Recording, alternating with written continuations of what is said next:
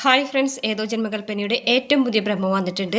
അപ്പോൾ നമ്മൾ ഇന്നലെ കണ്ട പ്രമോയിൽ കാണിക്കുന്നുണ്ടല്ലോ അഞ്ജലി ഗർഭിണിയാവുന്നത്. അപ്പോൾ അഞ്ജലിയുടെ അടുത്തേക്ക് അശ്വിൻ ഇങ്ങനെ പറയാൻ പോകണം, സത്യങ്ങളൊക്കെ പറയാൻ പോകണം, ശ്യാമിനെ കുറിച്ചുള്ള സത്യങ്ങളൊക്കെ തുറന്ന് പറയാം എന്ത് തന്നെയായാലും എന്ന് വിചാരിച്ചിട്ട് അശ്വിൻ അത് പറഞ്ഞു തുടങ്ങുമ്പോഴേക്കാണ് കേട്ടോ അഞ്ജലി ഇങ്ങനെ തല കറങ്ങി വീഴുന്നത്.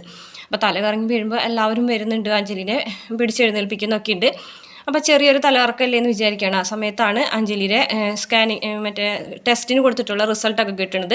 അപ്പോൾ അഞ്ജലി നോക്കുമ്പോൾ അതിൽ അഞ്ജലി പ്രഗ്നൻ്റ് ആണെന്നാണ്. അപ്പോൾ അശ്വിനോട് പറയുന്നുണ്ട്, കുഞ്ഞാ നീ ഒരു അമ്മാവനാകാൻ പോകുന്നു, ഞാൻ പ്രഗ്നൻ്റ് ആണെന്നൊക്കെ പറയാൻ കേട്ടോ. ഈ സമയത്ത് ശ്യാമ അവിടേക്ക് വരുമ്പോൾ ശ്യാമിനോട് പറഞ്ഞു, ശ്യാമേട്ടൻ ഒരു അച്ഛനാകാൻ പോകുന്നു എന്ന് പറയാൻ കേട്ടോ. അപ്പോൾ അഞ്ജലിനെ ശ്യാമ കെട്ടിപ്പിടിക്കാൻ കേട്ടോ, സന്തോഷമൊക്കെ അഭിനയിച്ചിട്ട് കെട്ടിപ്പിടിക്കുന്നുണ്ട്.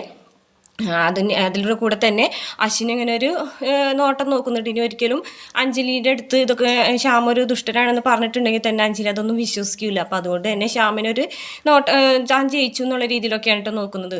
അതിനുശേഷം പിന്നീട് പ്രീതിയുടെ അതുപോലെ തന്നെ ആകാശിൻ്റെ വിവാഹ ദിവസമാണ് അതിന് ശേഷം പിന്നെ വരുന്നത്.